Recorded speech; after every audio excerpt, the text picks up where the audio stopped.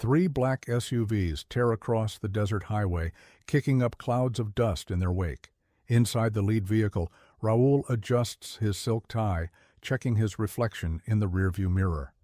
The afternoon sun glints off his gold watch as he turns to his passenger. "Remember, just a friendly business conversation. Show the gringo how things work on this side of the border." The convoy pulls into Last Stand truck stop, their tires crunching over gravel. The place looks unremarkable, weathered. Wood siding, neon sign flickering against the setting sun, a few long-haul trucks scattered across the lot. Perfect for their kind of operation, the cartel men emerge from their vehicles like sharks circling prey. Raoul leads the pack, his polished shoes incongruous against the dusty parking lot. Through the window, he spots their target, a man wiping. Down the counter, his back turned to the door. The bell chimes as they enter. The diner falls silent. A waitress freezes mid-pour, coffee pot hovering over a trucker's cup. Raoul savors the fear, the way these people shrink from his presence. But the man at the counter doesn't turn around, just keeps methodically cleaning. "We're closed," the man says, his voice carrying an edge that most wouldn't notice. But Raoul has threatened enough men to recognize when one isn't afraid. Jake Callahan? Raoul steps forward, his shoes clicking against the linoleum. "We're not here for food. We're here to discuss business." Jake finally turns, and Raoul's practiced smile falters. The man before him is nothing special to look at. Early 40s, weathered face, simple clothes. But his eyes, they remind Raoul of the cartel's most hardened killers. Dead eyes, soldier's eyes. No business to discuss. Jake's gaze sweeps over the group, cataloging threats with mechanical precision. "Doors that way." One of Raoul's men, young, eager to prove himself, steps forward aggressively. In a motion too fast to follow, Jake's hand shoots out. The young enforcer hits the ground, gasping, his windpipe crushed. The other cartel members reach for weapons, but Jake hasn't. Moved from behind the counter. "That was a warning," Jake says, voice unchanged. "Next time won't be." Raoul forces a laugh, but his hand trembles slightly as he straightens his tie. "You don't understand the situation, friend. This territory belongs to the Ortega cartel now. Every business pays for protection. Those who don't..." He gestures to his men who begin overturning tables. The waitress, Maria, moves to intervene, but Jake catches her eye. A subtle shake of his head. She backs away, recognition flickering across her face. She's seen that look before, in the quiet moments when Jake thought no one was watching. The look of a predator assessing its hunting ground. "I understand perfectly," Jake replies, still eerily calm as chaos erupts around him. "You came here thinking you found easy prey, but you made 3 mistakes." He steps out from behind the counter, and despite being outnumbered, he somehow fills the room. "First, you threatened my people. Second, you damaged my property." His voice drops to a whisper that cuts through the noise. "Third, you assumed I was afraid to die." The temperature in the room seems to drop. Even the most hardened cartel members take an involuntary step back.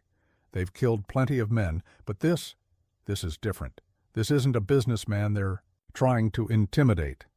This is something else entirely. Raoul recovers his composure, barely. "Perhaps we got off on the wrong foot. We'll give you time to reconsider our generous offer." He backs toward the door, maintaining eye contact like a man retreating from a wild animal. "Think carefully, Mr. Callahan. No one refuses the Ortega cartel twice." As they file out, Jake's voice follows them. "When you come back, and I know you will, remember this moment. Remember I gave you a chance to walk away." The bell chimes again as the door closes. Through the window, Raoul watches Jake return to wiping the counter as if nothing had happened. But now he sees what he missed before, the way the man moves, the controlled violence in every gesture. They came looking for a small-town business owner, but they found something much more dangerous. In the parking lot, one of his men whispers, "Jefe, maybe we should choose another target." Raoul slaps him hard across the face. "Idiots, all of you! You think El Lobo will accept that we were scared off by one gringo?" He stares back at the truck stop, his pride warring with his instincts. No, we'll teach him what happens to people who disrespect the cartel. Tonight. Inside, Maria approaches Jake cautiously. Those men, they'll be back. Jake doesn't look up from his cleaning. I know. With more men. With guns. Now he does look up, and Maria catches a glimpse of something behind his calm exterior. Not fear, but a cold certainty. The look of a man who has danced with death before and knows the steps by heart. Good, he says softly. Then maybe they'll be prepared this time. As the sun sets, casting long shadows across the desert, Jake walks the perimeter of his truck stop. To anyone watching, he appears to be doing routine maintenance. But his eyes miss nothing. Sight lines, cover, potential entry points. His fingers brush against hidden catches and switches installed long ago, just in case. In his mind, the familiar space transforms into a battlefield, each feature a potential advantage or liability.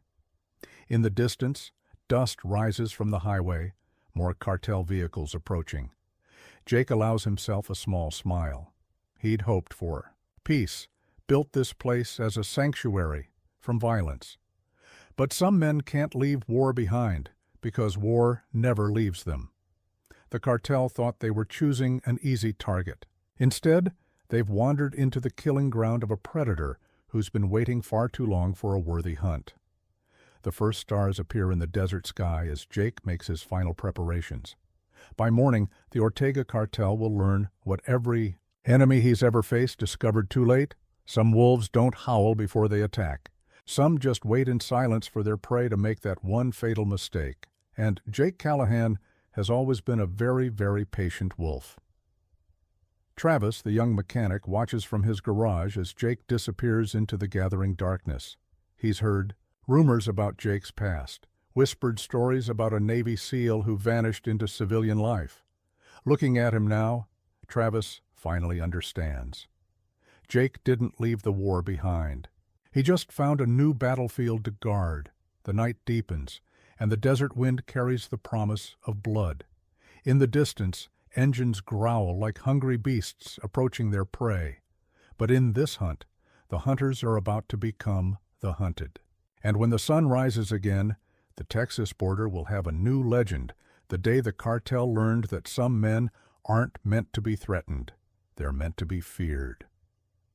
The midnight air carries the scent of gasoline and gunpowder. 12 men move through the darkness, their faces hidden behind black balaclavas. The truck stop's neon sign casts an eerie glow across their weapons, not the cheap street guns of common thugs, but military-grade hardware. Raul checks his phone one last time, reading El Lobo's message. Make an example of him. A match flares in the darkness as one of the men lights a Molotov cocktail. The bottle arcs through the air, shattering against a parked semi-truck. Flames explode across the cab, painting the night in shades of orange and red. More bottles follow, a rain of fire and broken glass. But something's wrong. The parking lot is empty. No cars, no trucks, not even Jake's beaten-up pickup. Raul feels his spine tingle. In the flickering firelight, the truck stop looks less like a target and more like a trap. A whisper of movement catches his eye. He spins, weapon raised, but finds only shadows. Another flicker to his left, nothing there. His men are getting nervous, guns sweeping back and forth, searching for threats that vanish like smoke. Spread out, Raul orders, his voice harsh with forced confidence. Find him! The words have barely left his mouth when the first shot cracks through the night. One of his men drops, clutching his knee. Before anyone can react, another shot. Another man down. The shots come from different directions, impossible for one shooter, unless... He's moving between positions, Raul realizes too late. He's hunting us. A voice carries across the darkness, calm and clear. I warned you not to come back. Raul's men open fire, spraying bullets at shadows. The muzzle flashes destroy their night vision, making them blind to the predator stalking them. Another shot, another man down. No kill shots, each bullet precisely placed to incapacitate. Through his earpiece, Raoul hears desperate voices. Where? Is he? I can't see anything. He's everywhere. A dark figure appears behind one of his men, moving like liquid shadow. Before Raoul can shout a warning, Jake's arm wraps around the man's throat. The enforcer tries to scream but only manages a choked gurgle before unconsciousness claims him. Raoul empties his magazine at the spot where Jake stood, but he's already gone. In the strobing gunfire, Raoul catches glimpses of the battle. Jake, moving with terrifying efficiency, each strike calculated to disable with minimal movement. He fights like a machine, no wasted energy, no hesitation. One by one, the cartel men fall. Some to precise shots that shatter kneecaps or shoulders, others to brutal hand-to-hand takedowns that leave them broken and gasping in the dust. Through it all, Jake never speaks, never grunts with effort, just the whisper of movement and the heavy thuds of bodies hitting ground. Finally, only Raoul remains standing. His weapon clicks empty, and in that moment, true fear grips him.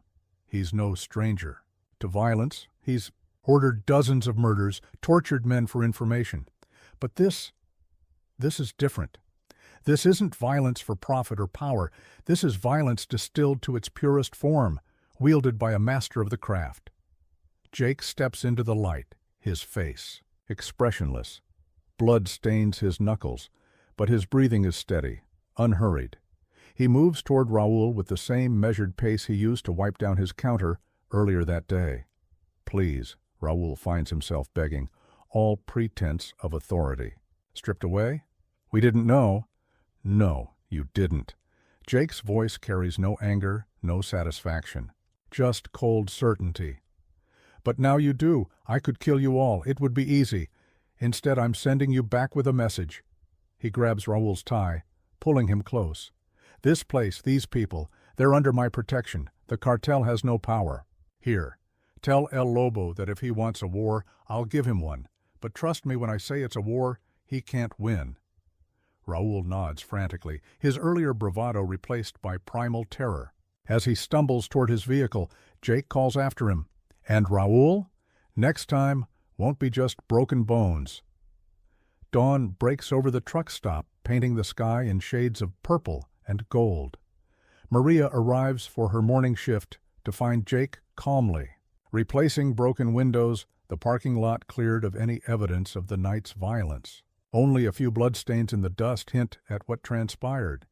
I heard gunshots last night, she says, watching him work. Police scanner said 12 men were found on the highway, all alive, but... She pauses. Broken. Jake doesn't look up from his task. Accidents happen, Jake. Her voice softens. I know what you did, what you're doing, protecting us. But the cartel, they won't stop. They can't afford to look weak. Now he does look at her, and Maria sees something new in his eyes. Not just the coldness of a warrior, but a flicker of warmth, of purpose. I know they won't stop. I'm counting on it.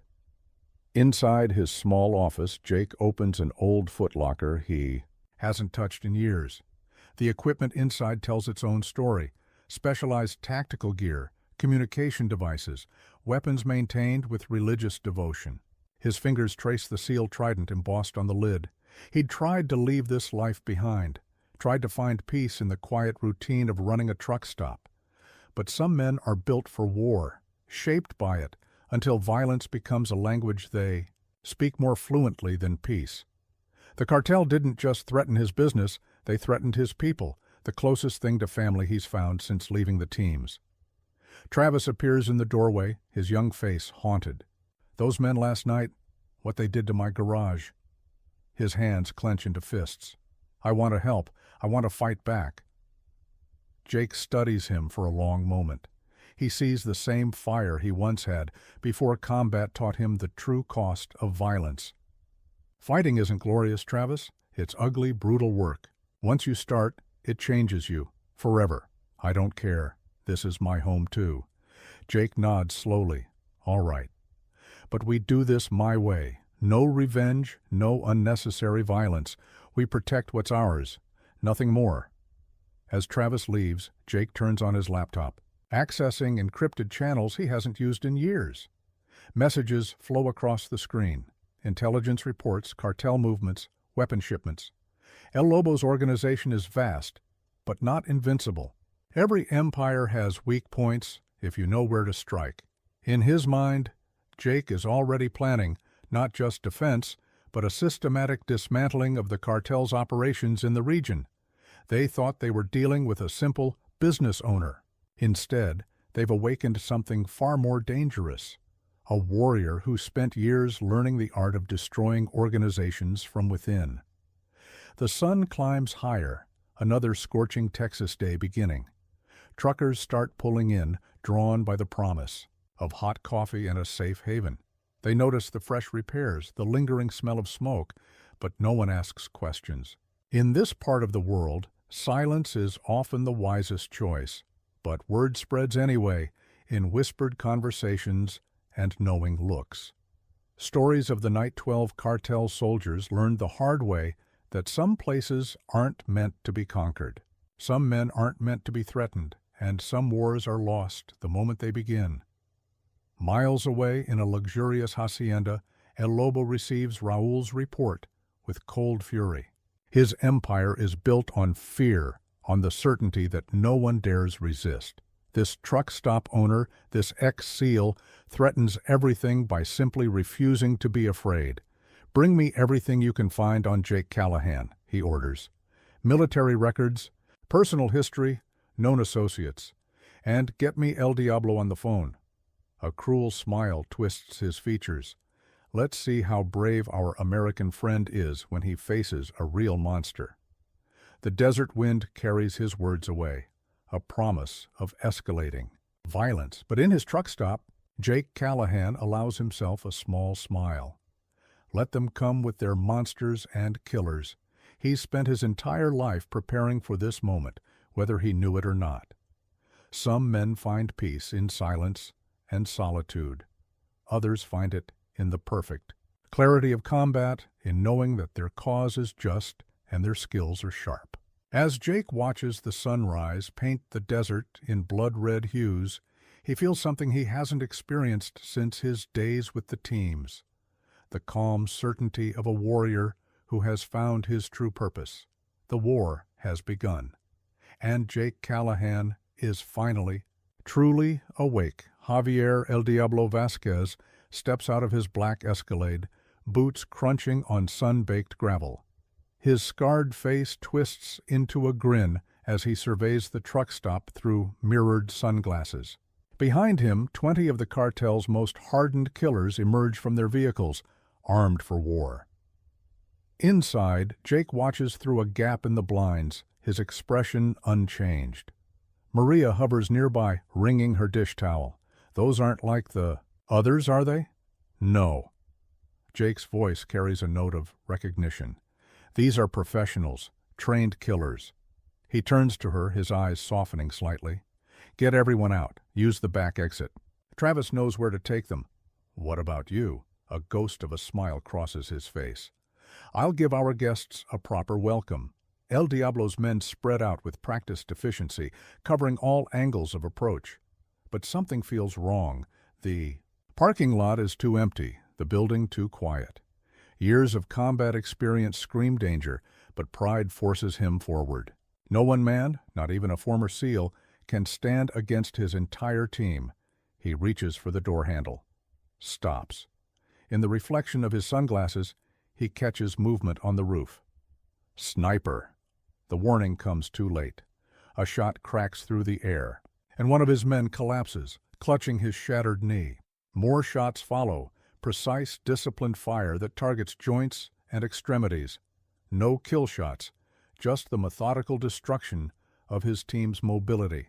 El Diablo snarls orders in Spanish, directing his men to cover. But Jake has transformed. The truck stop into a killing ground. Every position of cover is pre-sighted, every angle of attack anticipated. One by one, his men fall to the unseen shooter. Through his earpiece, panic spreads. He's moving. Where's the shot coming from? It's impossible. He can't be in 3 places at once. But El Diablo knows better. He's hunted men like this before, ghosts who turn their environment into a weapon. The trucks, the maintenance sheds, even the dumpsters, all positioned to create interlocking fields of fire. One shooter, moving between prepared positions with devastating effect. Inside the diner, Travis helps the last customers escape through the back, his hands shaking, but his movements determined. Maria hesitates at the door, looking back at the sound of gunfire. Jake. He knows what he's doing, Travis says, more confidently than he feels. Come on. El Diablo watches his team crumble, fury building behind his cold exterior. This was supposed to be a simple execution, a message to others who might resist. Instead, it's becoming a humiliation. A shadow moves between vehicles. El Diablo fires, his bullets sparking off metal.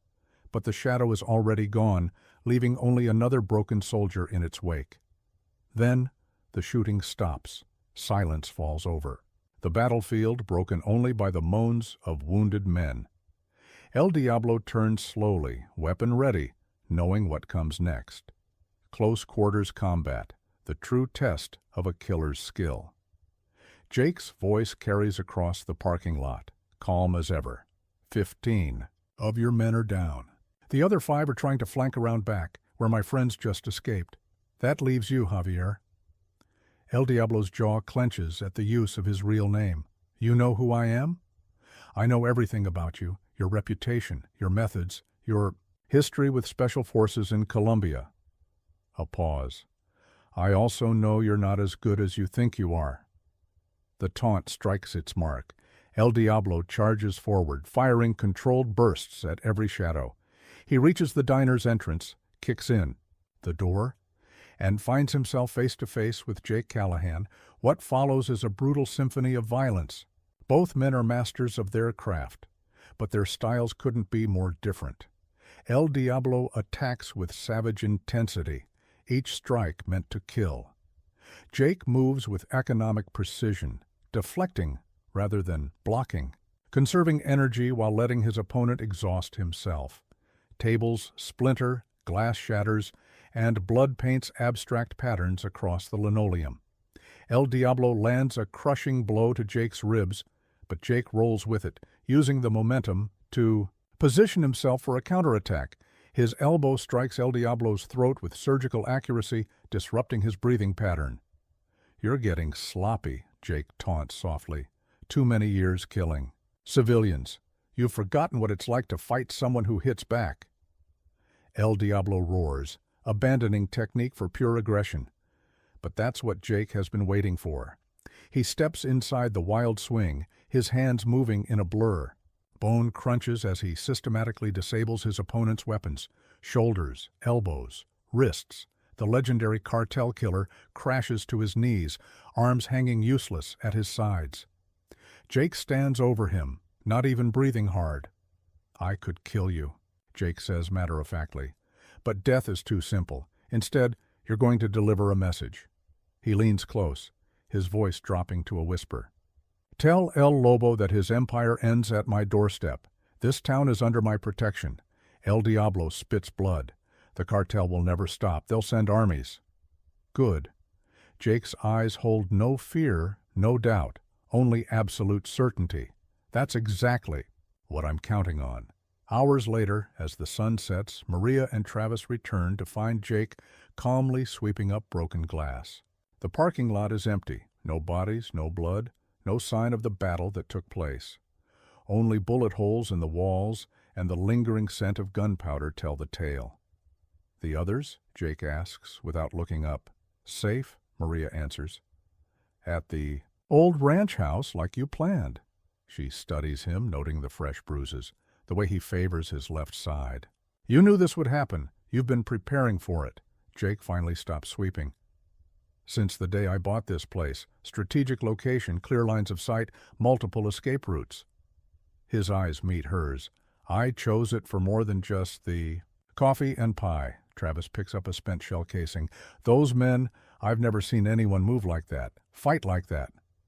Before I was a SEAL, I worked with a specialized unit. We hunted people like El Diablo, Cartel enforcers, terrorists, warlords, men who thought their brutality made them invincible. A shadow crosses his face. They all learned the same lesson. True violence isn't about anger or cruelty. It's about precision, control, purpose. Maria touches his arm gently. The cartel won't forgive this humiliation. El Lobo will come himself. I know. Jake's voice carries no worry, no hesitation, just the calm certainty of a man who has found his true calling. And when he does, he'll learn what his men learned today. Some places aren't meant to be conquered. Some people aren't meant to be broken.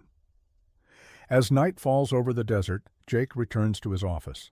The old footlocker lies open, its contents spread across his desk. Maps, surveillance photos, intelligence reports. Years of preparation, waiting for the moment when evil men would threaten his chosen home. He picks up a satellite photo of El Lobo's compound, his fingers tracing defensive positions, patrol routes, vulnerabilities. The cartel thinks this is their territory, their war. They don't realize that Jake has been fighting this battle in his mind for years, preparing for the day when someone would force him to become what he truly is. Not just a warrior, but a guardian. Tomorrow will bring more violence, more blood. The cartel will send its armies, thinking numbers and brutality can overcome skill and strategy. But as Jake studies the battle plans he's refined countless times, he allows himself a moment of perfect clarity. This isn't just about protecting a truck stop or a town. It's about drawing a line in the sand, showing the monsters of the world that some places remain beyond their reach.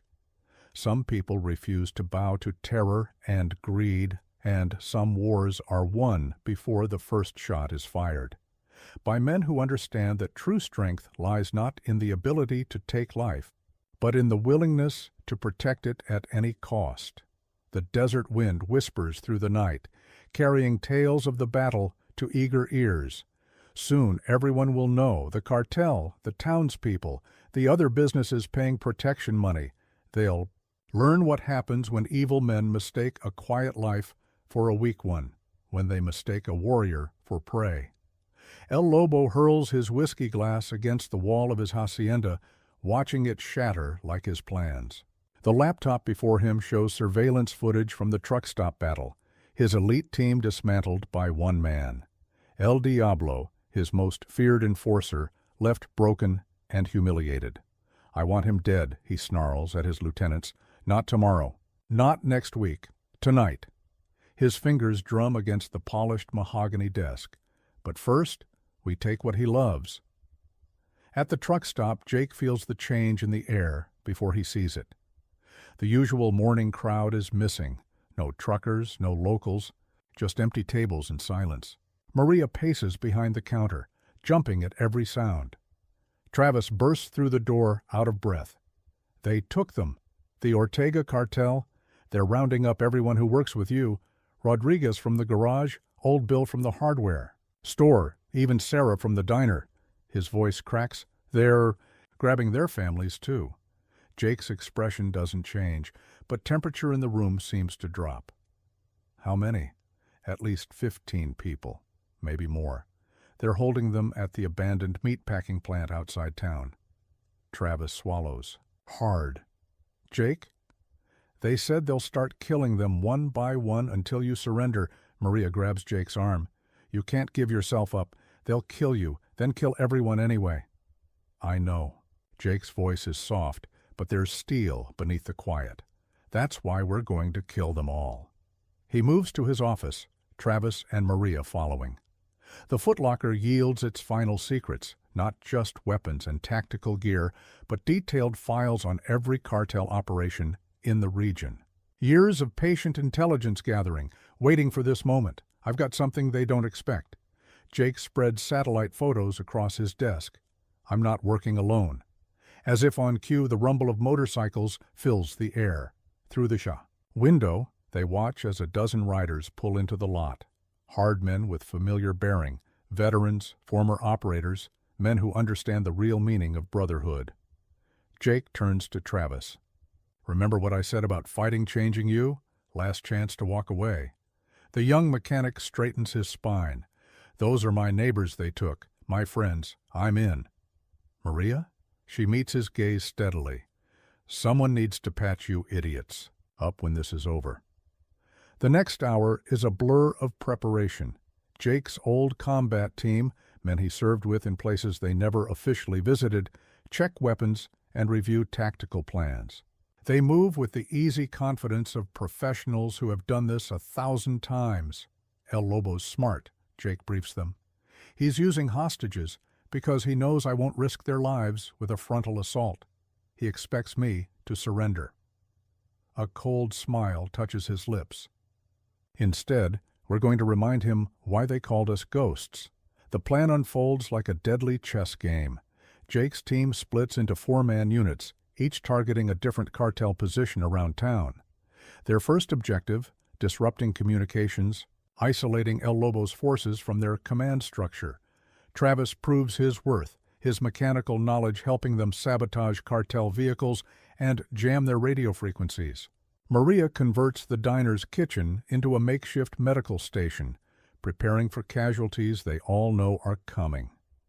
As dusk approaches, Jake receives word that the pieces are in place. He studies the thermal imaging feed from a drone circling. The meatpacking plant, 20 guards outside, probably twice that many inside. And in the cold storage area, huddled heat signatures, the hostages. Remember, he tells his team, we're not here for revenge.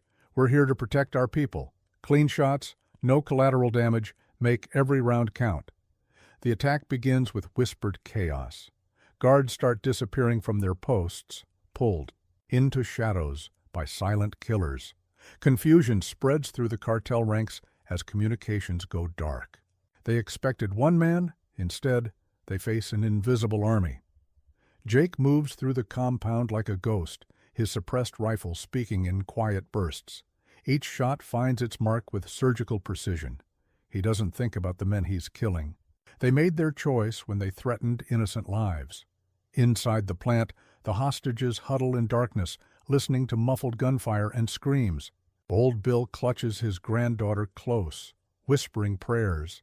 Sarah from the diner tries to comfort a sobbing child. Suddenly, the door bursts open. Cartel gunmen drag in El Lobo himself, his expensive suit stained with blood from a shoulder. Wound. Callahan, he roars into the darkness.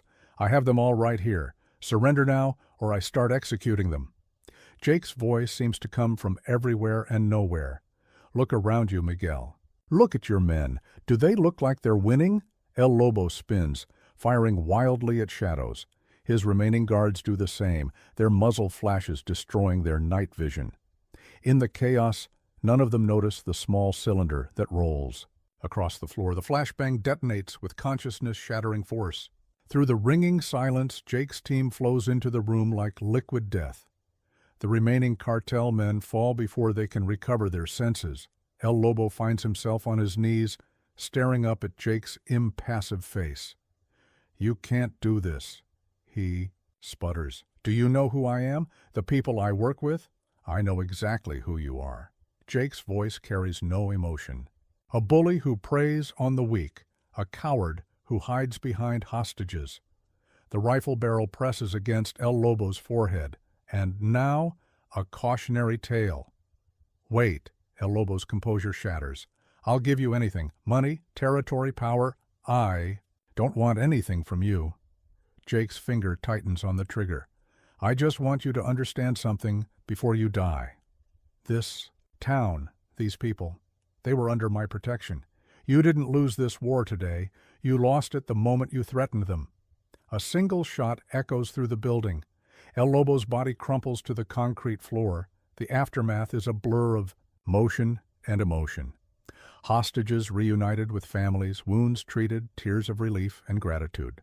Jake's team disappears as quickly as they came, leaving no trace of their presence.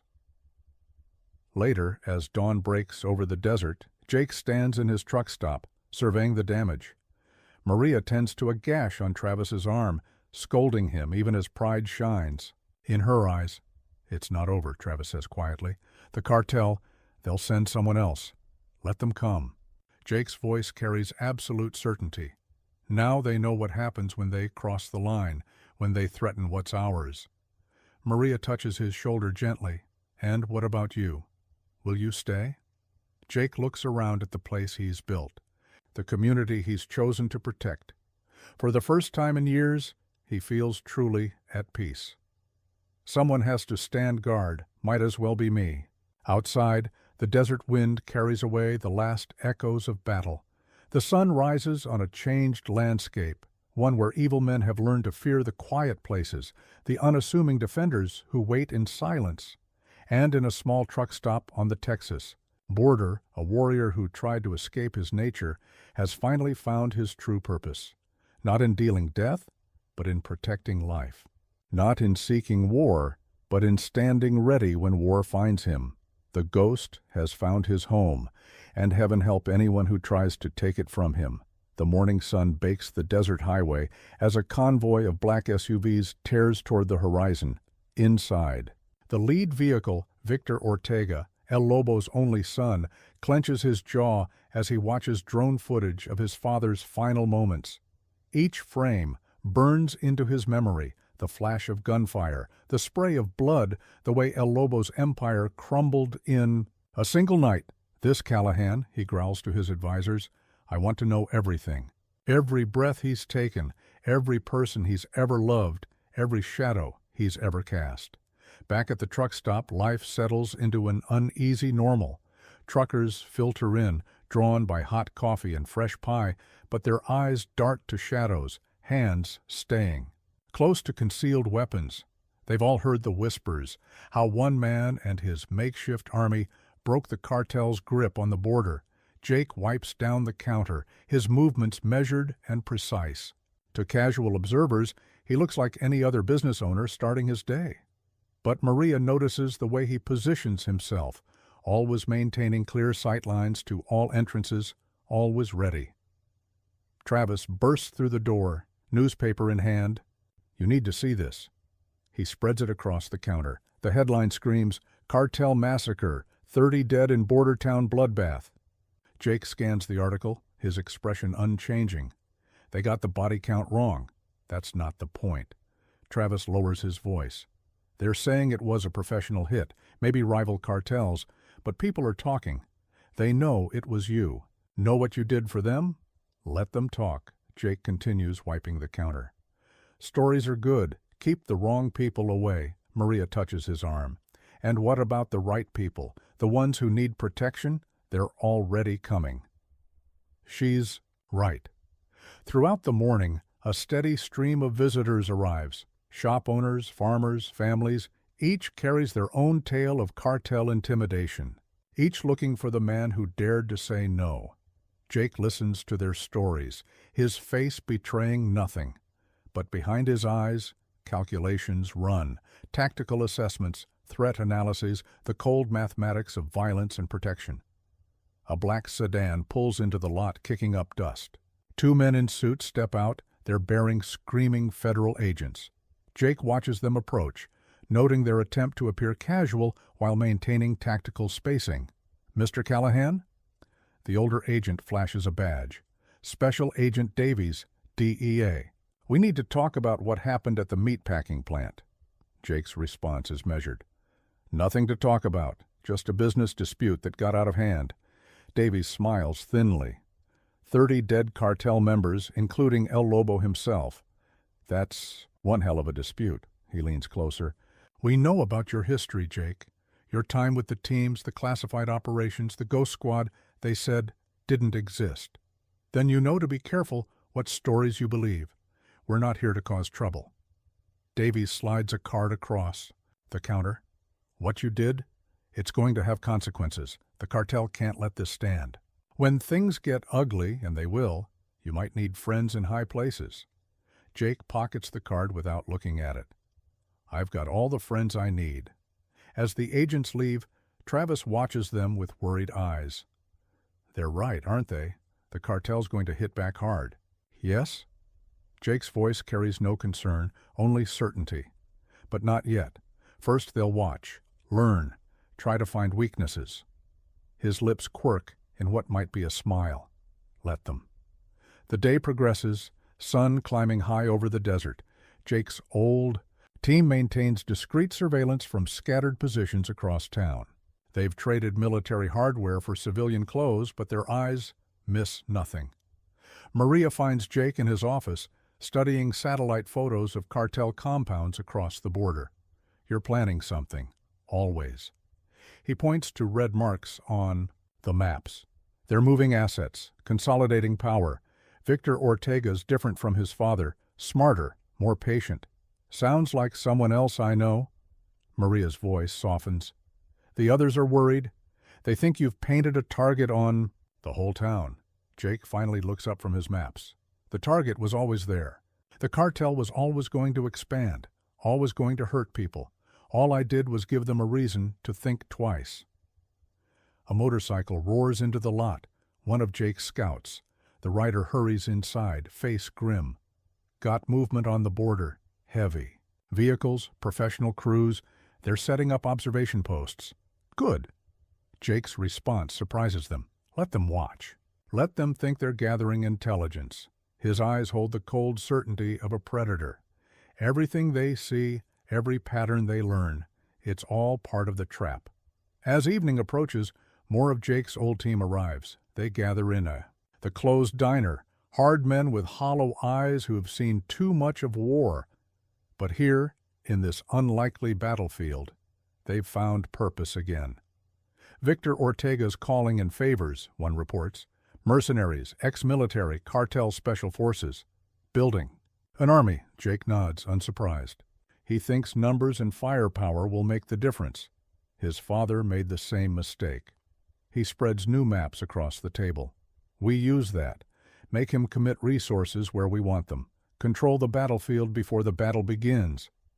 Travis, allowed into this inner circle, studies the veterans with a mix of awe and uncertainty. How can you be so calm? They're coming to kill us all. No. Jake's voice carries absolute conviction. They're coming to die. They just don't know it yet. Later, alone in his office, Jake reviews personnel files, dossiers on Victor's new recruits. Many are familiar faces from his past life, men he's fought alongside or against in forgotten wars. Some might even be better than him in pure combat skills, but they don't understand what he's built here.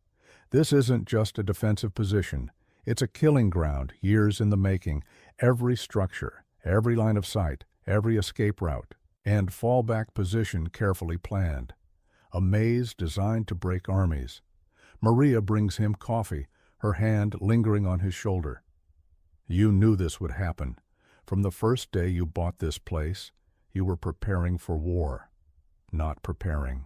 For it, waiting for it. Jake's eyes meet hers. Some men can't walk away from the fight.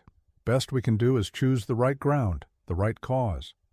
He looks out at his truck stop, at the town beyond. These people, this place, worth fighting for, worth dying for. And worth living for? The question catches him off guard. For the first time, uncertainty flickers across his face. Haven't thought that far ahead. A car alarm shatters the evening quiet, one of their warning signals. Jake moves to the window, rifle appearing in his hands from seemingly nowhere. Through his scope, he watches dark figures moving at the edge of town.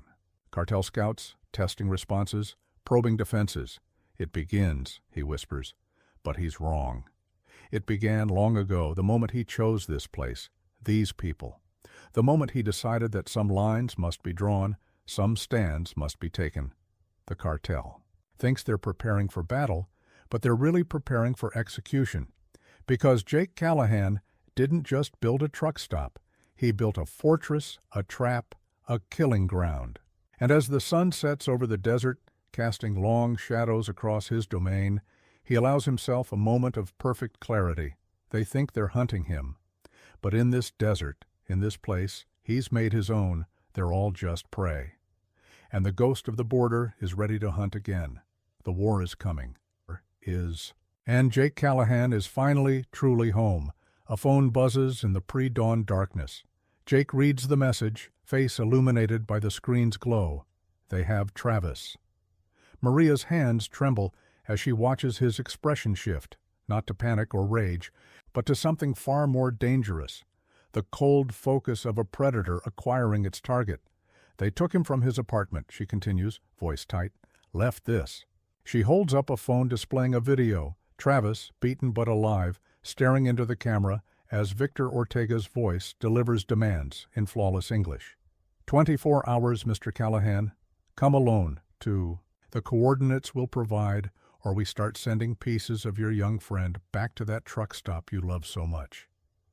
Jake replays the video, analyzing every detail, the angle of light through windows, the echo of voices, ambient sounds.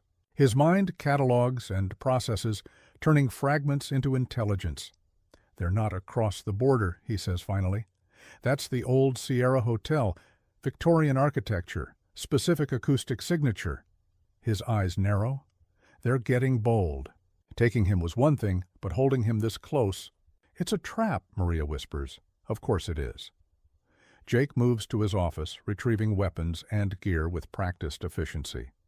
They think they can use Travis to force a mistake, make me rush in emotional, unprepared. And will you? Jake's hand stopped moving for a moment. Travis is family, but walking in there alone would dishonor everything he risked fighting beside me. He checks his rifle's action with mechanical precision. So we do this right, we do this smart, and we make them regret ever touching one of our own. Within an hour, Jake's network activates. Veterans emerge from their civilian covers across town, moving into pre-planned positions. Years of preparation are paying off. Every team knows their role, every contingency accounted for. Through his earpiece, Jake receives updates. Hotel perimeter covered. Sniper teams in position. We've got eyes on 16 tangos, probably. More inside. Remember, Jake's voice carries to all teams, they're expecting me to come alone. Use that. Make them focus on me while you get into position. No one moves until I give the signal. Maria grabs his arm before he leaves. Jake, what they did to Travis, make them pay.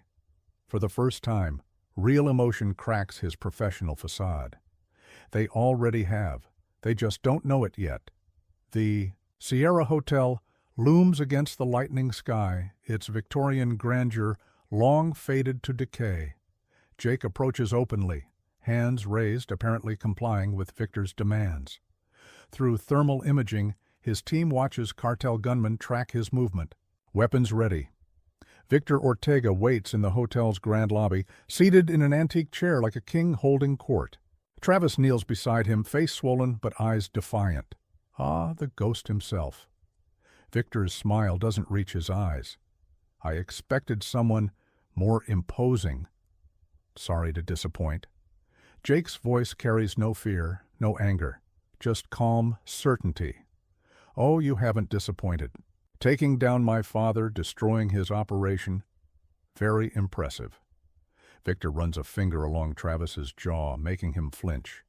But you made one crucial mistake. You let people get close to you, gave me leverage. That's where you're wrong. Jake's eyes meet Travis's. Having people to protect doesn't make you weak. It gives you purpose. Victor laughs. Noble sentiments. But sentiment gets you killed in our world. My world. Jake's correction carries deadly weight. That's what your father never understood. This isn't your territory anymore. These aren't your people to threaten. And what will you do about it? Victor gestures to his men, positioned throughout the lobby. You came alone, as ordered, one man against an army. Jake's lips curl in what might be a smile. Did I? The first shot shatters a skylight, sending Victor's men scrambling for cover. More shots follow. Precise, coordinated fire from multiple angles. Jake's team executing their plan with surgical precision. In the chaos, Jake moves like liquid. Death. 2 cartel gunmen fall before they realize he's drawn his weapon. A third dies, trying to use Travis as a shield. Jake's shot threading the impossible gap between captor and hostage. Victor stumbles back, his calculated confidence crumbling. Kill him! Kill them all! But his men are already dying, caught in a masterfully orchestrated crossfire. Jake's veterans flow through the building like ghosts, years of combat experience evident in every movement. This isn't a fight, it's an execution. Travis, despite his injuries, shows why Jake took him under his wing. He rolls away from Victor, sweeping the legs of a nearby gunman. The man's weapon clatters across the floor, right into Jake's waiting hand. "Still think I came alone?" Jake's voice carries over the diminishing gunfire.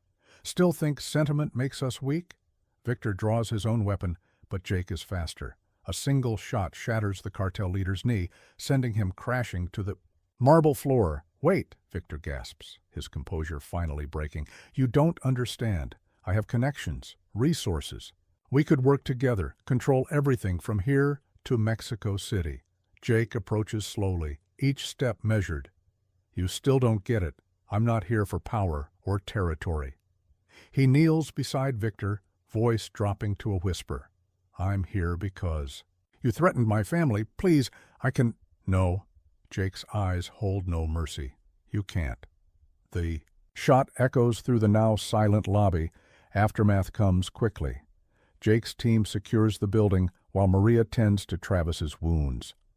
Local police will arrive soon, find another inexplicable bloodbath. Add it to the growing legend of the truck. "Stop, warrior." "I'm sorry," Travis mumbles as Jake helps him to a waiting vehicle. "Should have been more careful. Let them get the drop on me." "You survived, kept your head, fought back when the moment came." Jake's voice carries genuine pride. That's all anyone can ask. Later, as dawn breaks over the desert, Jake's team gathers at the truck stop. These men who left war behind, only to find a new purpose protecting this small piece of the border. They raise coffee cups in a silent toast to victory, to survival, to brotherhood. Maria watches Jake as he studies maps and intelligence reports. "Victor had a brother in Colombia. He'll come next." "Let him come." Jake's voice carries no bravado, just calm certainty. This was never about just stopping one cartel. It's about sending a message. Some lines can't be crossed, some places can't be taken. Some people are worth fighting for. She touches his shoulder gently. And after, when the cartels learn to stay away, what then? For the first time, Jake seems uncertain. Never thought that far ahead. Always figured I'd die fighting somewhere along the way. Maybe it's time to start thinking about living instead. The desert wind carries her words away, but their echo remains. Jake looks around at what he's built, not just a fortress or a defensive position, but a home, a family. Something worth more than all his years of combat, all his skills at dealing death. Travis limps over, face battered, but spirit unbroken. "They'll say we got lucky, that we can't keep winning forever." Luck has nothing to do with it. Jake's voice carries absolute conviction. We win because we fight for something bigger than ourselves, because some things are worth dying for. He pauses, looking at Maria. And some things are worth living for. The sun climbs higher, painting the desert in shades of gold and promise. In his truck stop on the border, Jake Callahan, warrior, protector, guardian, allows himself to imagine a future beyond the next battle. A future where the skills of war serve the cause of peace. But for now, the war continues, and the ghost of the border stands ready, protecting his chosen ground, his chosen family. Let them come with their armies and assassins, their threats and schemes. They'll learn what Victor learned too late. Some men can't be bought or broken or scared away. Some fights are worth any cost, and some guardians never stop watching. Never. Stop protecting what's theirs. The desert wind whispers secrets of violence yet to come. But for the first time, Jake Callahan hears something else in its song. Not just the call of battle, but the promise of peace. The hope of a future earned through blood and courage and unwavering determination. A future worth fighting for. Worth living for, and heaven help anyone who tries to take it away. Blood drips onto polished marble as Ramon Ortega studies the cartel's latest casualty. The soldier's eyes are wide with terror, even in death. Another scout who got too close to Callahan's territory. Ramon wipes his hands clean, mind racing with calculations. 2 brothers dead in as many months, the Ortega cartel's reputation in tatters. And all because of one man with a truck stop. He's not just one man anymore, his intelligence chief warns. He's building something out there, a network. The locals see him as some kind of guardian angel. Even our own people are starting to fear the ghost stories. Ramon's laugh is cold as desert frost. Then we'll have to show them that even ghosts can bleed. At the truck stop, Jake feels the change before he sees it. Little things. Trusted informants going dark, surveillance positions compromised, supply, lines disrupted. Someone's isolating them, cutting off their eyes and ears with professional precision. Maria finds him on the roof at dawn, checking rifle positions for the 100th time. Something's different, she says. It's not a question. Ramon Ortega's in play. Jake's voice carries no emotion, but his hands move with heightened urgency. Ex-Colombian Special Forces built their cartel's paramilitary wing from scratch. This isn't going to be like the others. You knew him? Before? Jake's pause speaks volumes. We hunted each other back when I worked classified ops in South America. Never managed to get clean shots. Both of us walked away with scars. Inside, Travis monitors security feeds, his injuries from Victor's capture healing, but his resolve hardened. The screens show normal morning activity, truckers fueling up, locals getting coffee. But there's tension in the air, like animals sensing a storm. A burner phone buzzes. Jake reads the message, jaw tightening. They hit 3 of our safe houses. Last night. Professional work. No survivors. Maria's hand finds his arm. Your old team? Scattered. Gone to ground. His voice carries rare uncertainty. Ramon's not just trying to kill us, he's trying to isolate us. Turn the town against us by making them fear the consequences of helping.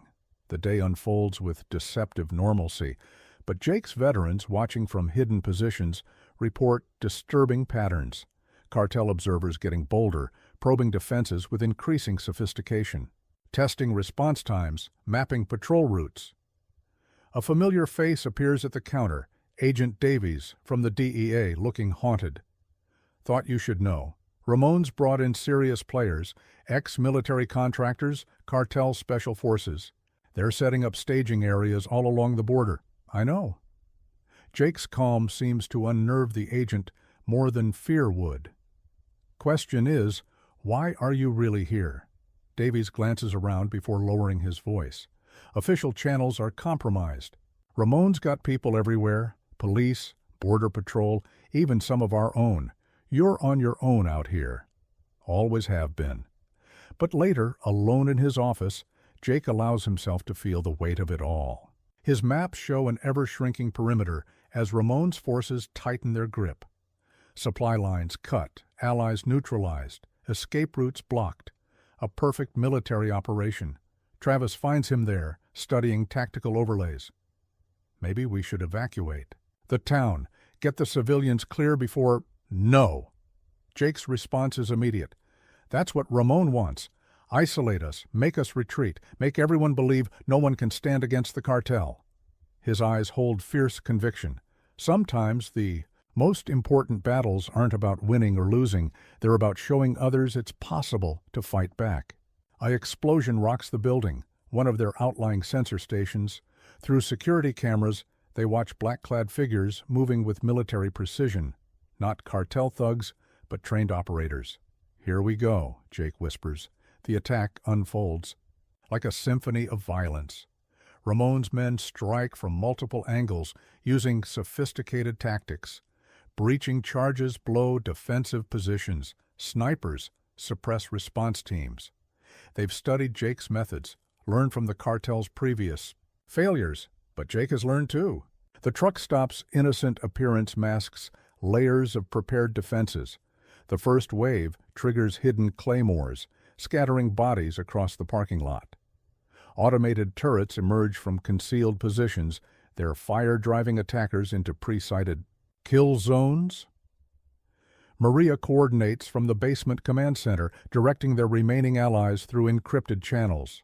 Travis proves his worth again, using his knowledge of local infrastructure to disrupt enemy communications.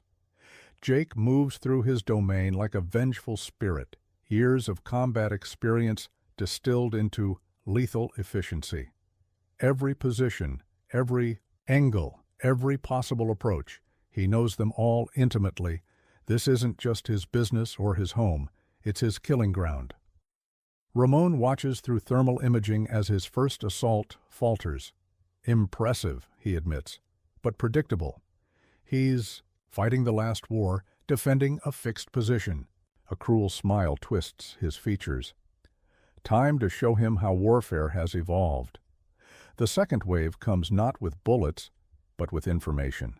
Leaked photos of Jake's past operations, classified missions, stripped of context to paint him as a war criminal. Social media fills with stories of civilian casualties, allegations of atrocities. The town that once saw him as a protector begins to whisper and wonder. They're trying to turn everyone against us, Maria realizes, watching local news coverage. Twist the narrative. Make us look like the monsters. Truth doesn't matter in modern warfare, Jake says grimly. Perception is reality.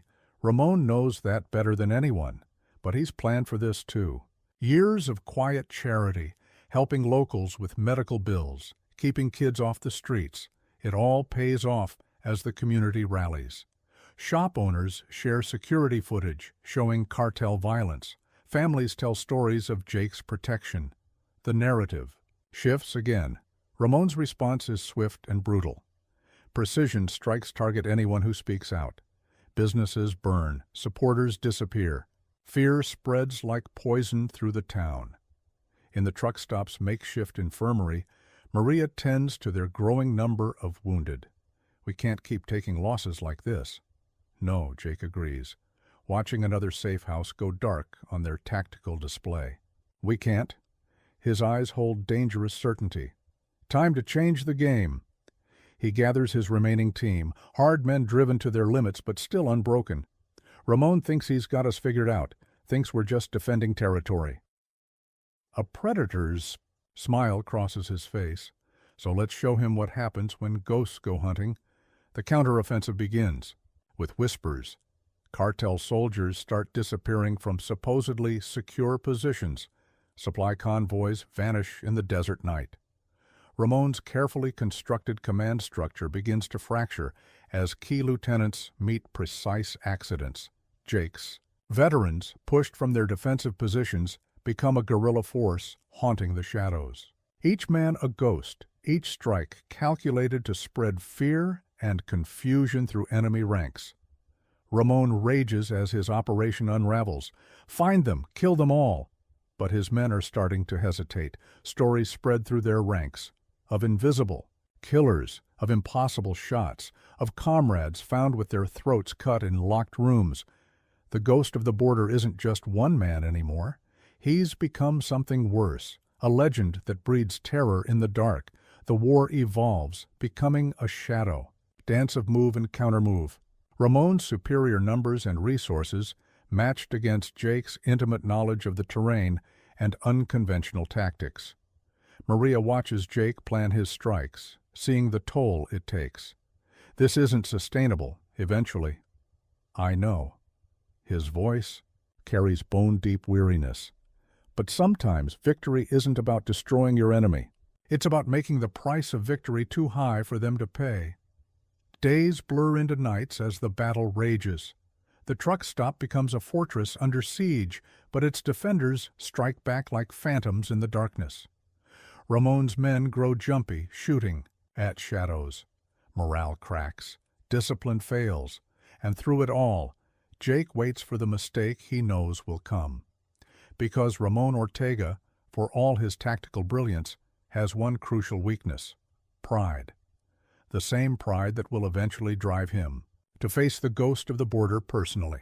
The same pride that will blind him to the trap being laid. The same pride that will end this war once and for all. The desert wind carries whispers of violence yet to come. But in his truck stop on the border, Jake Callahan allows himself a grim smile. Because some battles aren't won with bullets or bombs, they're won by becoming the thing your enemy fears most. And Ramon Ortega is about to learn why even cartels tell stories about ghosts. The hunt continues, and the night is still young. Thunder rolls across the desert as Ramon Ortega studies surveillance footage of his latest casualties. 3 more outposts, silent. A dozen men vanished into the night. The ghost's handiwork growing bolder, more precise. Each strike calculated not just to kill, but to spread terror through his remaining forces. A lieutenant approaches, face drawn with exhaustion. "Sir, another team's gone dark, and—" he hesitates. "Some of our men are refusing missions. They're saying it's cursed ground, that we're fighting something that can't be killed." Ramon hurls his glass against the wall. "Superstitious peasants. He's just a man who bleeds like any other." His scarred fingers trace the tactical display.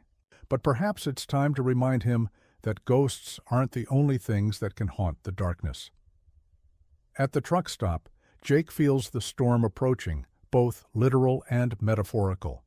The desert sky broils with unnatural colors, lightning painting, the clouds in shades of violence.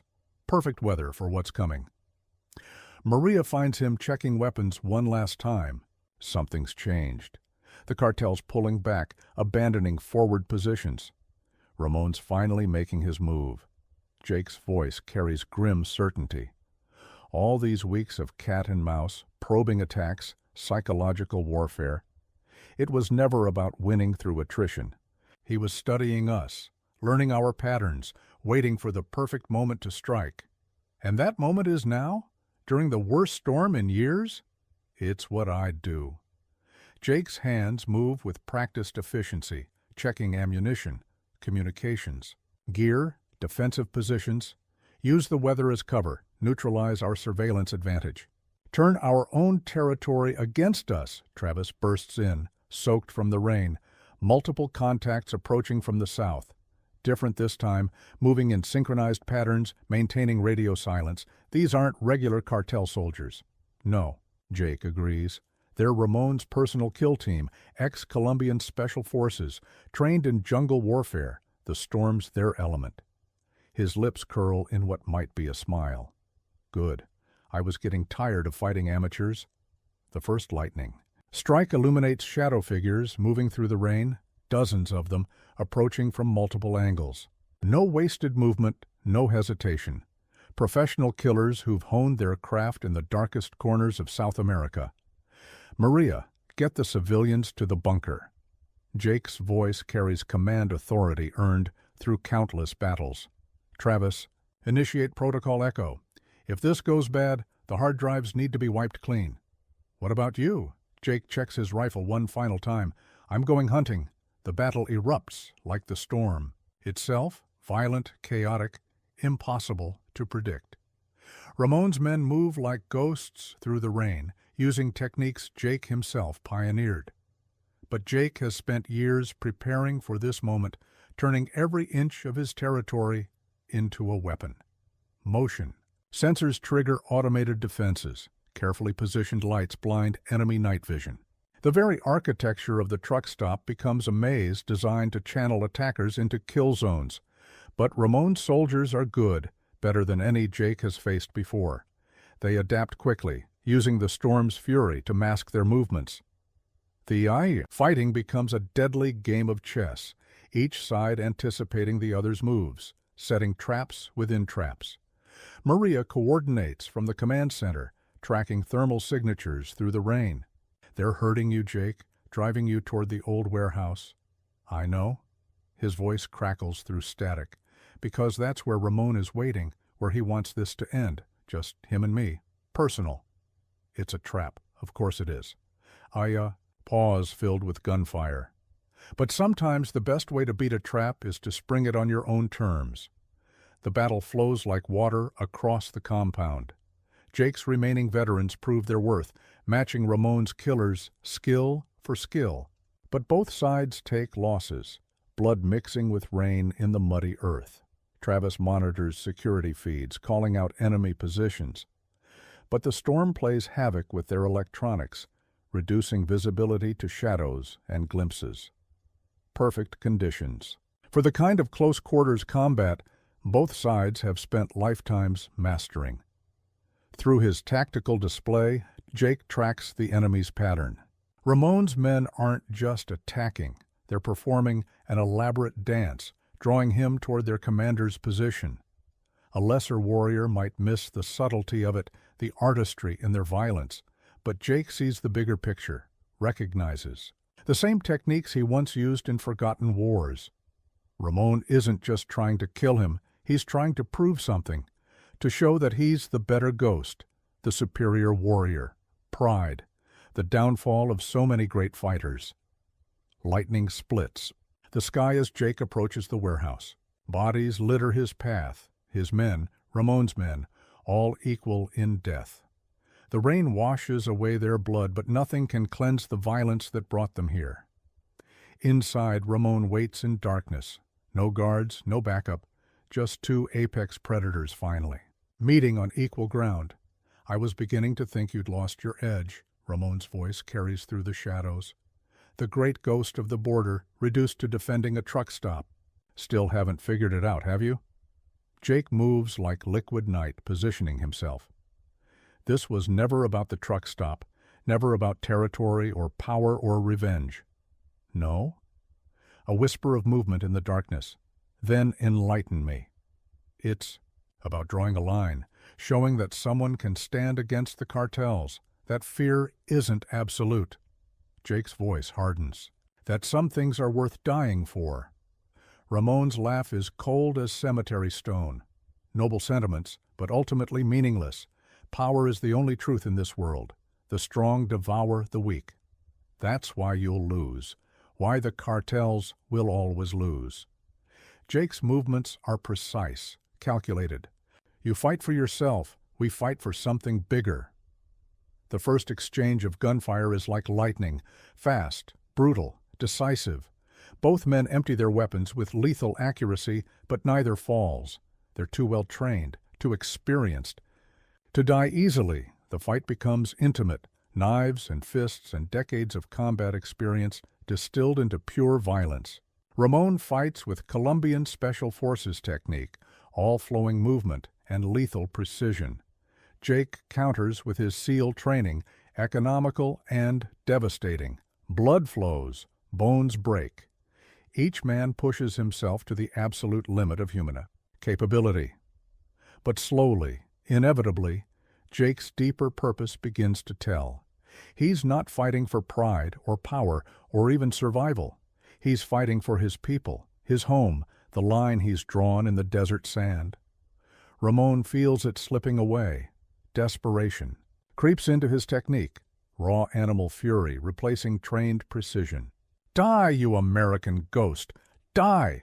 Jake takes the fury, absorbs it, turns it back on his opponent, every movement calculated, every strike placed with surgical precision. This isn't just combat, it's the culmination of everything he's learned, everything he's become. The end comes suddenly. Ramon overextends, driven by frustration and hatred. Jake flows around the attack like water, his knife finding the kill spot that all their training teaches, between ribs, angled up into the heart. A warrior's death, quick and clean. Ramon's eyes go wide with understanding.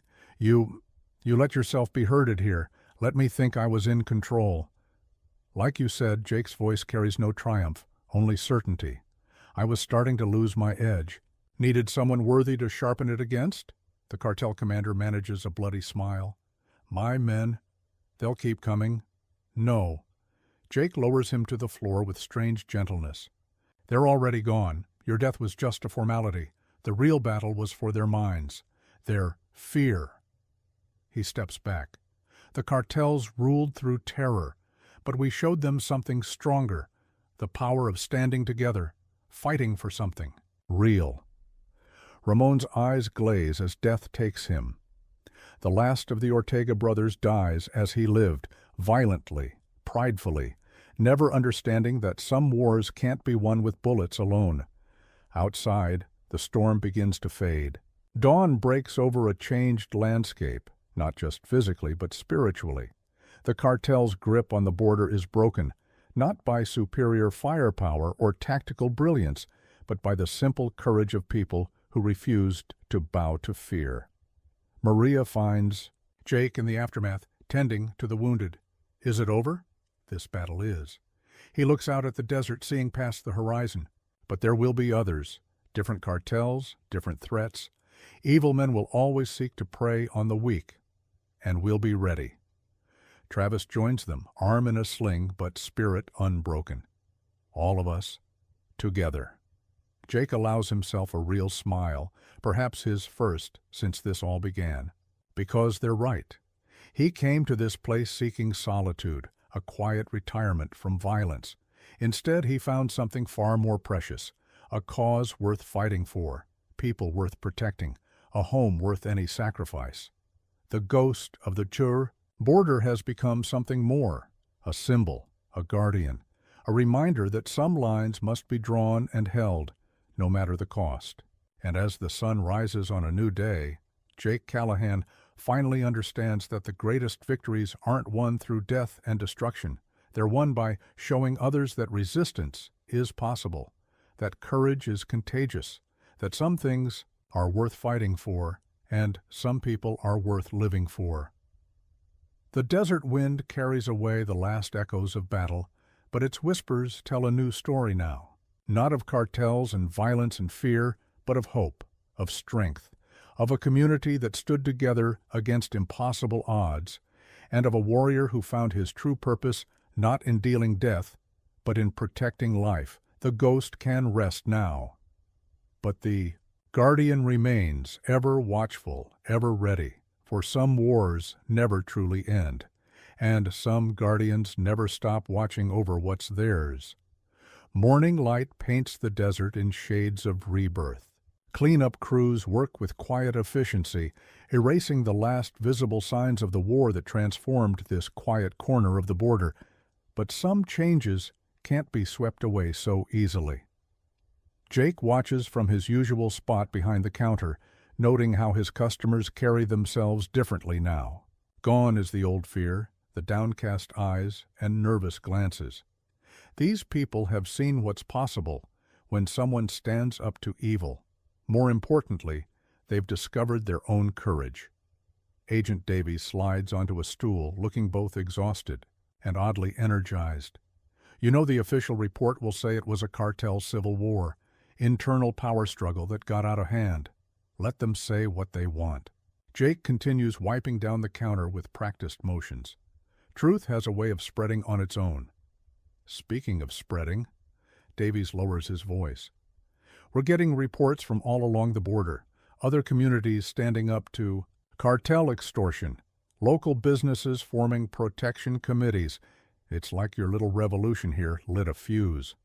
A ghost of a smile touches Jake's lips. That was always the real mission, not just protecting one town, but showing others it could be done.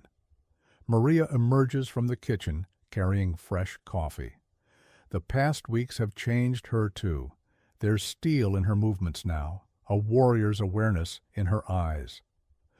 More trucks coming in from the south. Word's getting around that this is safe ground for honest drivers.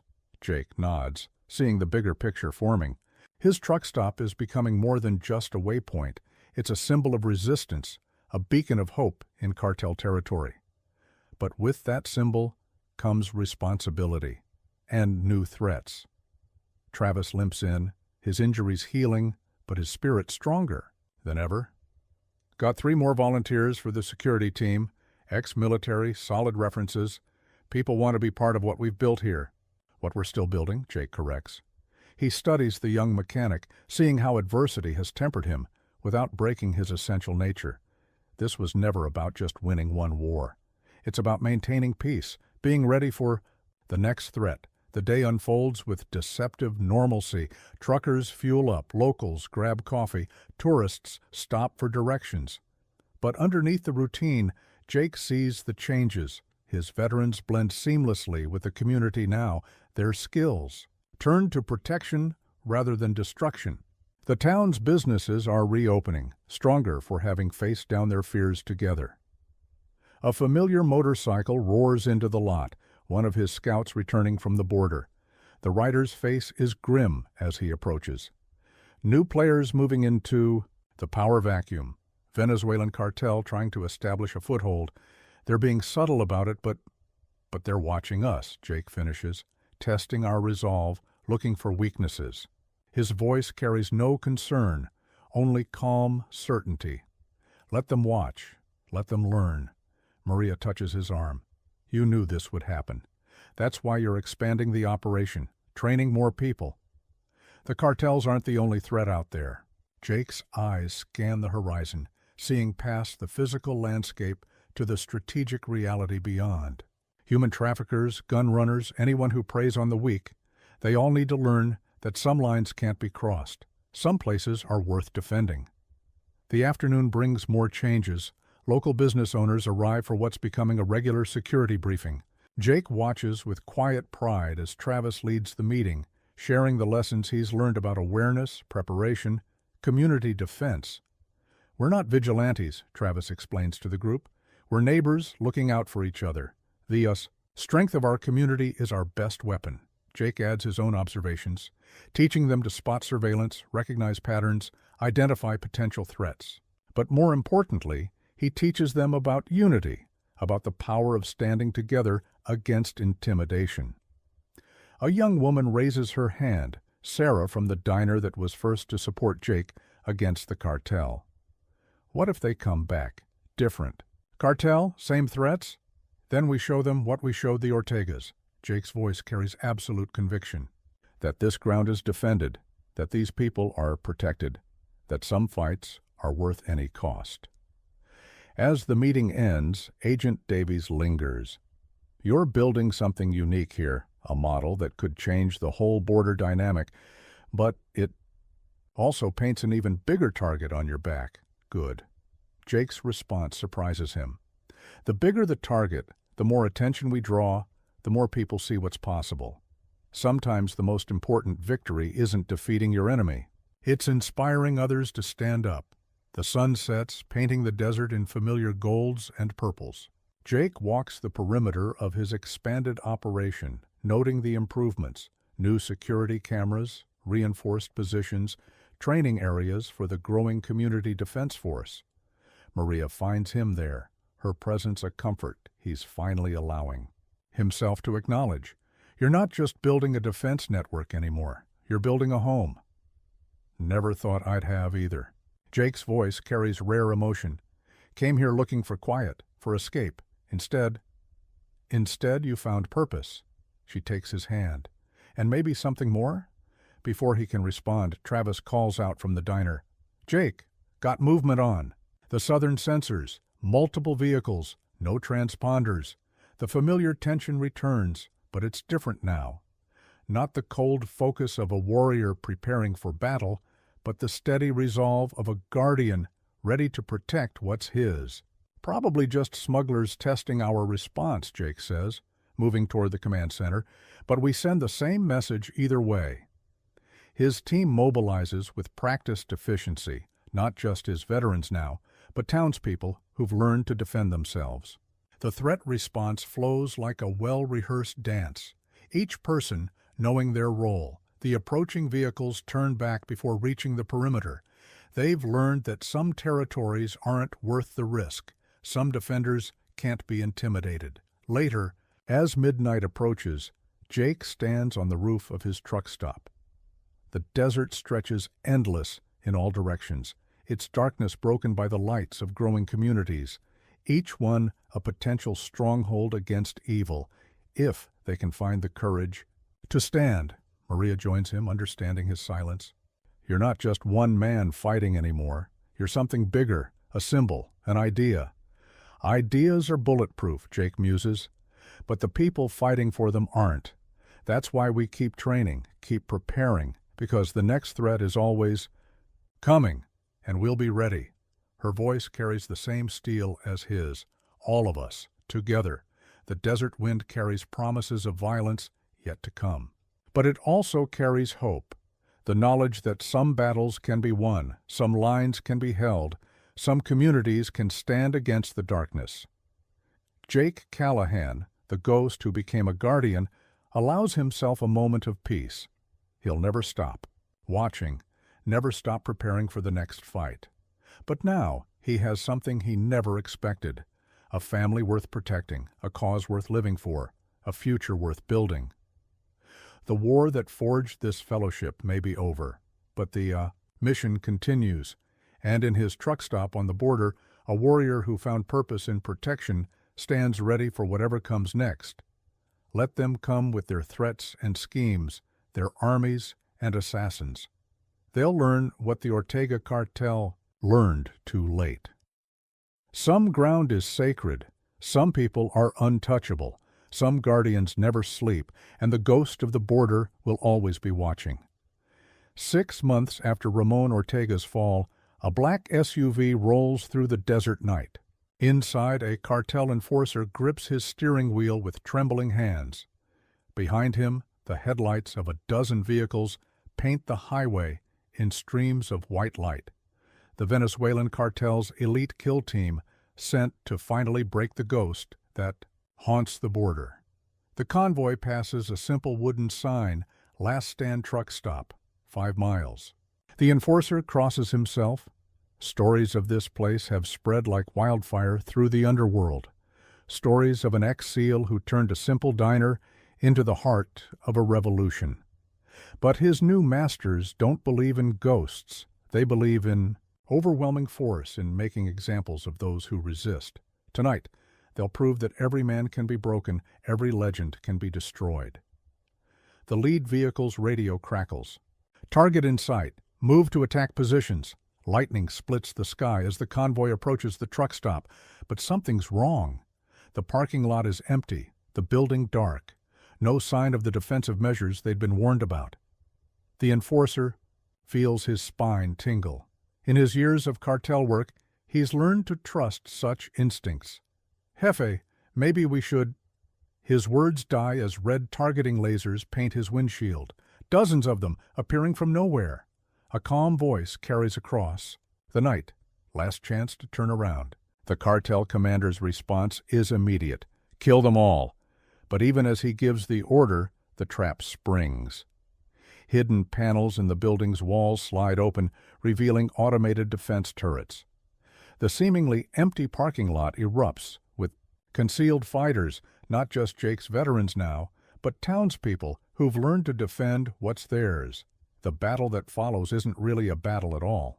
It's an execution, a lesson written in blood and bullet casings. The cartel's superior numbers mean nothing against years of preparation, against defenders fighting for their homes. Jake moves through the chaos like a force of nature, each shot precise, each movement calculated, but he's not alone anymore. Travis coordinates the defense with tactical brilliance, while Maria's medical team stands ready to treat any wounded. Within minutes, it's over. The Venezuelan cartel's elite kill team lies broken, their vehicles burning in the desert night. No defenders lost, no civilians harmed. A perfect operation. Jake approaches the sole survivor, the enforcer from the lead vehicle. The man babbles in Spanish, begging for mercy, but Jake cuts him off. "I'm not going to kill you. You're going to deliver a message." He kneels beside the terrified man. "Tell your bosses what you saw here. Tell them about the automated defenses, the trained civilians, the complete integration of community and security forces." His voice drops to a whisper. "Tell them, this isn't just one man fighting anymore. It's an entire region that's learned to stand together." As the enforcer's vehicle disappears into the night, Agent Davies emerges from the shadows. "That's the third cartel to test you in as many months. Word spreading faster than we thought. Good." Jake surveys the aftermath with professional detachment. Let them come. Each failed attack just proves what's possible when people stop being afraid. Dawn breaks over a changed landscape. The truck stop has evolved, becoming the heart of something larger than Jake ever imagined. training centers where veterans teach civilians to defend themselves, medical facilities staffed by volunteers, a communication network linking similar resistance movements across the border region. Maria finds him in his office, studying reports from other communities, following their example. The Venezuelan cartel's backing off. Our scouts say they're pulling out of the entire sector. Nature abhors a vacuum, Jake muses. Others will try to move in. Different threats, same old story. But we're ready for them. She touches his arm. All of us, together. The day unfolds with purposeful activity. Travis leads a training session for new community defenders, his previous injuries now worn like badges of honor. Local business owners meet to coordinate security measures, their faces showing determination rather than fear. A familiar motorcycle roars into the lot, one of their scouts returning from the border. But this time, his news is different. You need to see this. Jake follows him to the command center, where satellite imagery shows an unprecedented sight. Cartel operations pulling back all along the border, creating a buffer zone around communities that have adopted their defense model. They're learning, Agent Davies observes, realizing that some territories aren't worth the cost of taking. It's more than that. Jake's eyes scan the tactical displays. They're facing something they've never encountered before: organized resistance on a regional scale, communities that refuse to be victims. The afternoon brings visitors, representatives from other towns looking to replicate their success. Jake watches with pride as Travis and Maria lead the briefing, sharing not just tactical knowledge, but the deeper truth they've discovered. The cartels rule through fear, Travis explains. Break that fear, show people they can fight back, and their whole system starts to crumble. Maria adds her own wisdom. But it's not just about fighting. It's about building something worth protecting, creating communities that stand together, that look out for their own. Jake studies the faces before him, ordinary people who've found extraordinary courage, shopkeepers, truckers, farmers, all learning to be guardians of their own ground. The revolution he started has taken on a life of its own. A young woman raises her hand, Sarah from the diner, now one of their most dedicated defenders. What if they adapt? Find new ways to attack us? Then we adapt faster. Jake's voice carries absolute conviction. This was never about winning one battle or stopping one cartel. It's about changing the entire dynamic, showing that organized evil can be met with organized resistance. Later, as sunset paints the desert gold, Jake stands on his roof with Maria. The horizon shows new lights now, other communities building their own defensive networks, creating a chain of safe havens in once dangerous territory. You've started something bigger than yourself, she says softly, something that will outlive all of us. We started it. Jake's correction is gentle but firm. I just showed what was possible. The real strength was always in the community, in people willing to stand together. The desert wind carries new whispers now, not of fear and submission, but of hope and resistance. Tales of the ghost who became a guardian, who taught others to guard their own. Travis joins them, his face serious. New reports coming in, different. Cartels forming alliances, trying to adapt to the changing situation. They're learning, evolving. Good. Jake's response surprises them both, because so are we. Every attack makes us stronger. Every victory shows others what's possible. He looks out at the growing network of lights. This isn't just about holding ground anymore. It's about building a future. The night deepens, stars emerging in the desert sky. In his command center, Jake reviews intelligence reports, tracks threat assessments, coordinates with other communities. The war isn't over. It never really will be. But the terms of engagement have changed forever. Maria brings him coffee, her presence a comfort he's finally learned to embrace. You know more will come, different enemies, different threats. Let them come. Jake's voice carries no bravado, only quiet certainty. Because what we've built here isn't just a defense network. It's a testament to the power of standing together, of refusing to bow to evil. The desert wind whispers secrets of battles yet to come. But in his truck stop on the border, Jake Callahan, warrior, teacher, guardian, allows himself to feel true peace. Because some victories aren't won through violence alone.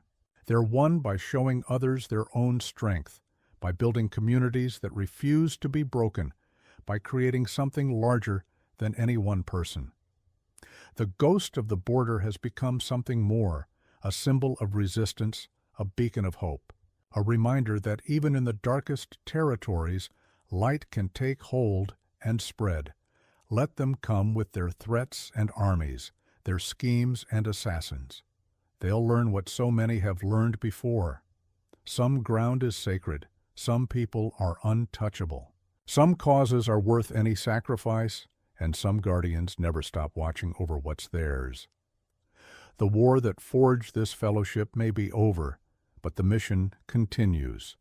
And in his truck stop on the border, a warrior who found purpose in protection stands ready for whatever comes next. The desert wind carries his whispered promise to the stars. We'll be ready, all of us, together. And the night answers with silence, knowing that some promises are stronger than any threat, some bonds deeper than any fear. The ghost has found his home, and heaven help anyone who tries to take it away.